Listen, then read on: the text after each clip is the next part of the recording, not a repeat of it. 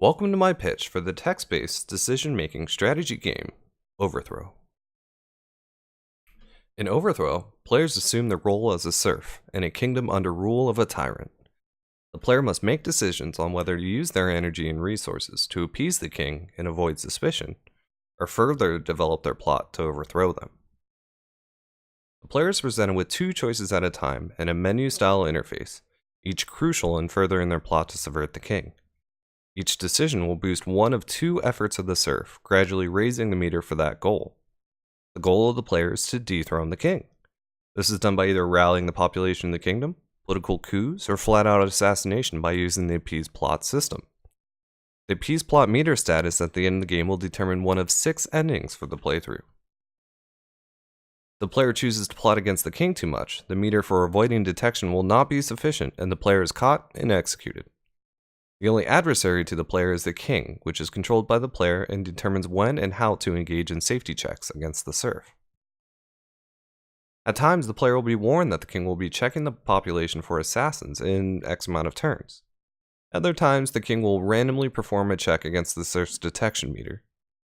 These random checks will typically require a much lower amount of safety, but will still encourage the player to keep a steady balance of appeasing the king while working on their rebellious plot.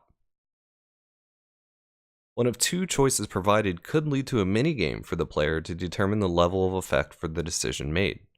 Trying to appease the king? How many satchels of hay can the player harvest in time? Trying to poison the king's cup? How well can you sneak past the guards and drop the poison in?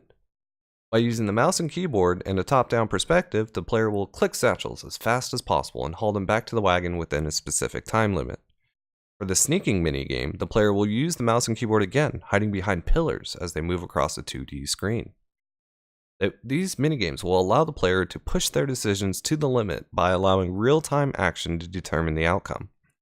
As the player progresses, the impact of the decisions becomes greater, leading to high-risk, high-reward endgame scenarios. The varying decisions from a large pool of choices will give the player a different experience each time the game is played, allowing for thousands of unique playthroughs. Overthrow is similar to the indie hit Papers, Please, where players work in immigration booth checking documents and either allowing or denying people entry. Each decision contributes to the player's pay, which is used to feed and take care of their family. Overthrow gives a nod to the game since the menu-style decisions made during gameplay affect an overarching outcome for the player. One of the potential design risks evolve around the multitude of decisions that can be made by the player. Although this will require the team to develop a plethora of text-based outcomes for the appease plot mechanics, the implementation will be simple since the decisions will either change the status of a meter or provide a minigame scenario.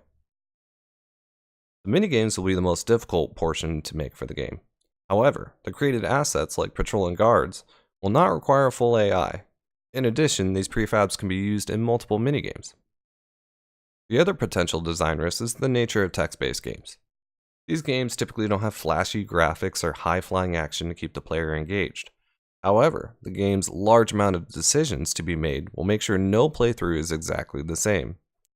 This paired through quick infusions from the minigames, the player will be able to satiate their desire for real-time gameplay and weave a strategic web using the text-based system at the same time.